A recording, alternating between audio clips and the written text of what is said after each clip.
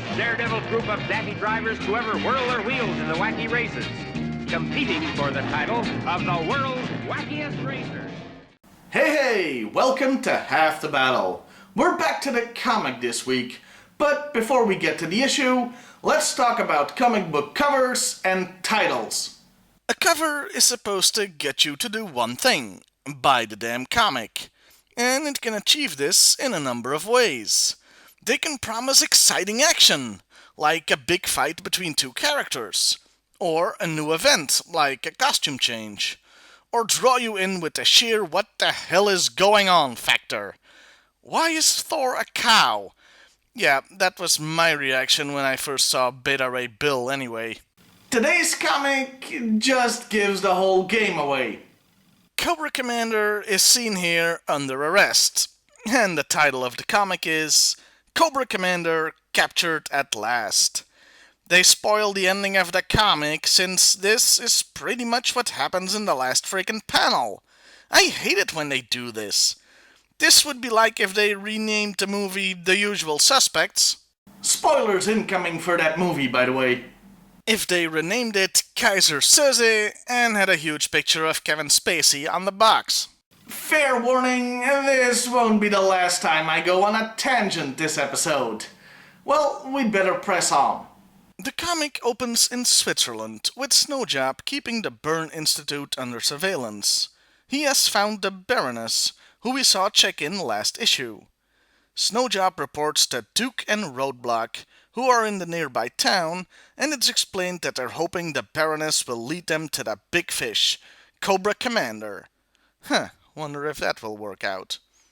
Roadblock is doing surveilling of his own, and spots Major Blood, so Duke sends Covergirl and...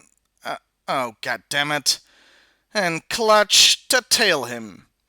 G.I. Joe headquarters is informed, but Duke can't spare anybody to come and help, since they're still rebuilding the pit. Oh, did I say Duke? I meant Hawk. Yeah, you see why I'd get confused. This was a problem in the comic.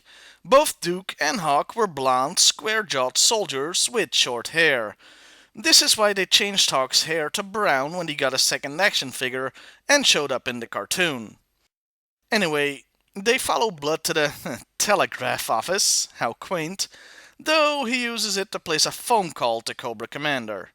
He's demanding the Commander comes to Switzerland with a suitcase full of money, or otherwise Destro may find out what really happened to the Baroness, i.e. that she almost died saving Destro from an assassination plot thought up by the Commander himself. He takes this well. If I really want to, I can hire that gorilla from the luggage commercial to jump up and down on your face while wearing track shoes. Okay, this may require some explanation, especially for my younger viewers. In the late 70s and early 80s, suitcase manufacturer Samsonite ran commercials where a gorilla attacked their luggage, proving how durable it was. And that's what the Commander is referencing. You know, Larry Hama may have a weird obsession, since this is the second time I've had to do research on apes for a throwaway gag from the comic. The first was when he mentioned Clint Eastwood's orangutan. Anyway, the Commander, realizing he has no choice, sets off for Switzerland, grumbling all the while. Meanwhile, Blood returns to the Baroness, bearing a gift. He has a new outfit for her, and this is where she obtains the leather-clad get-up that we've all come to know and love. So it was Blood's idea. Dude must also have a fetish or something. More importantly, the Baroness also reveals her new face. It looks like the Baroness. She doesn't look too much different than before. Yeah, this is another problem you have with comic books. Artists will come and go, and each will have their own take on the characters. That's why Peter Parker has gone from looking like this, to this, and this, and this, and on occasion like this.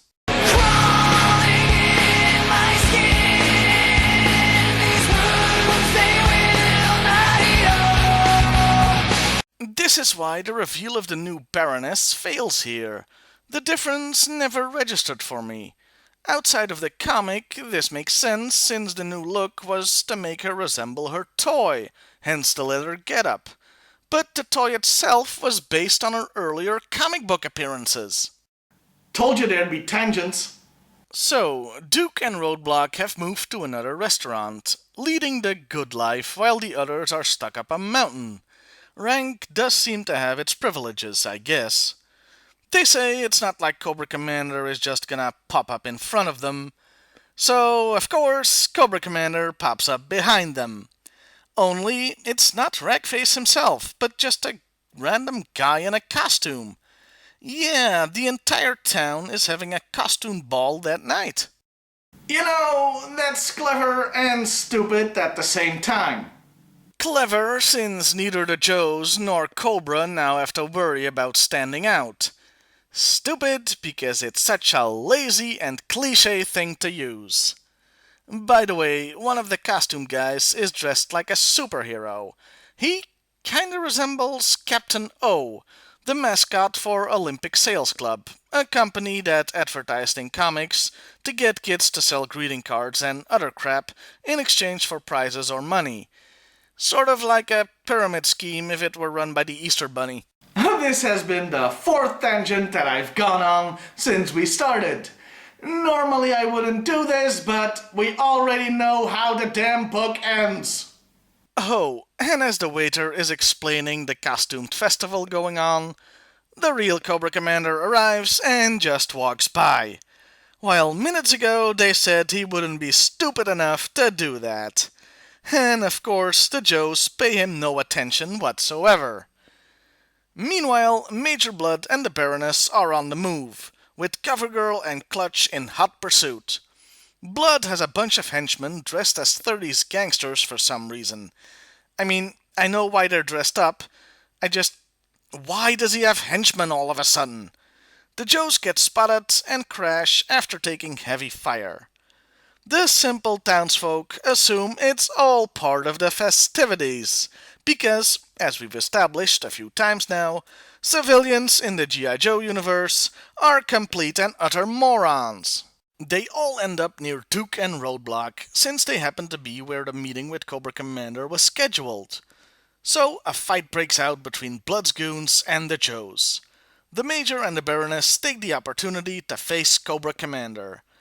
To nobody's surprise, it's a double cross, as the Commander's driver turns out to be Storm Shadow, who quickly kills Blood's remaining goons. But he can't prevent a Mexican standoff developing. When the Joes arrive to break up the party, the Baroness elects to abandon Major Blood and kidnap the Commander, since he still has the suitcase full of money. Cobra Commander utters one of my favorite lines here. "You realize, of course, my dear, that this has all been a tragic misunderstanding." I love the balls on this guy.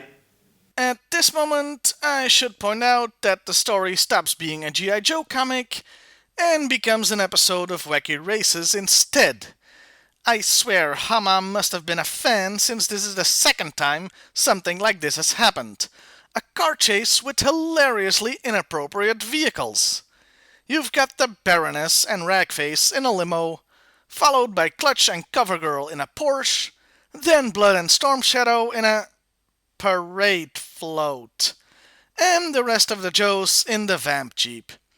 It's the parade float that really makes this. During the chase, the Porsche gets totaled and the float loses its dragon. By the way, I'm pretty sure that normally those things only go 5 or 10 miles an hour. Clutch and CoverGirl aren't out of the chase yet though, as they, borrow a motorbike? Yeah, let's call that borrowing. Then they throw a cement truck into the mix. And the cement truck ends up throwing the Vamp Jeep over. Clutch has had quite enough of all this bullcrap, so he gets behind the wheel of the Jeep and drives the freaking thing straight off a cliff, bouncing 4 freaking times before landing.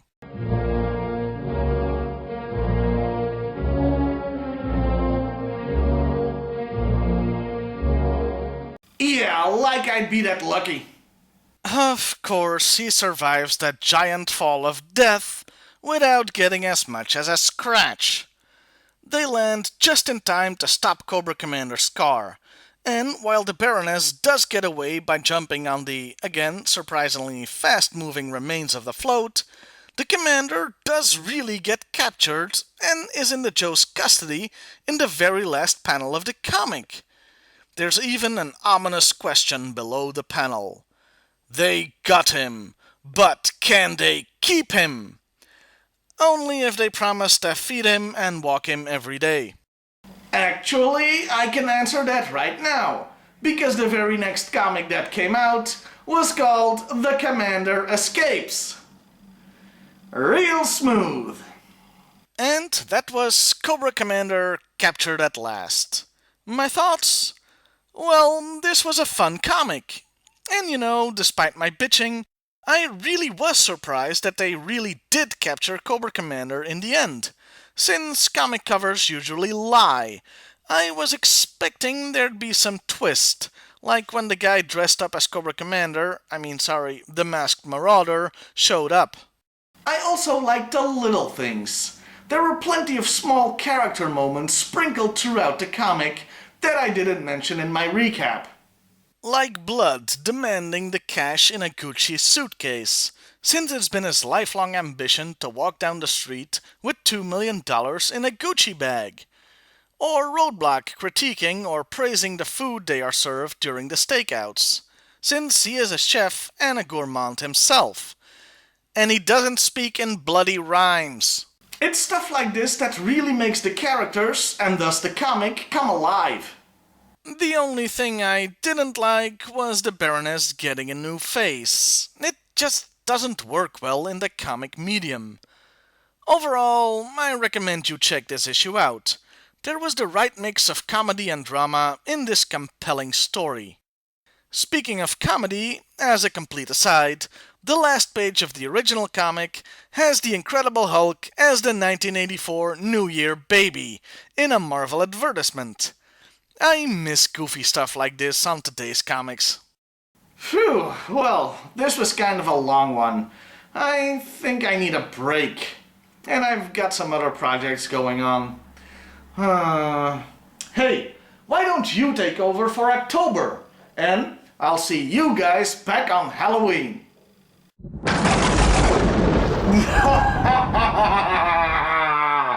Oh, this is gonna be fun!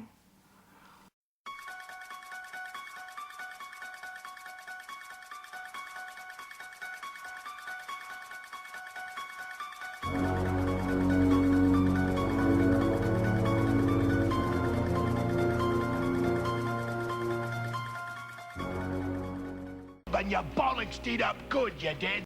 Actually, I can answer that right now, because the next comic that came out was called Cobra Commander Escapes. No, it wasn't. It had another name. Already did the scene, forgot to press record.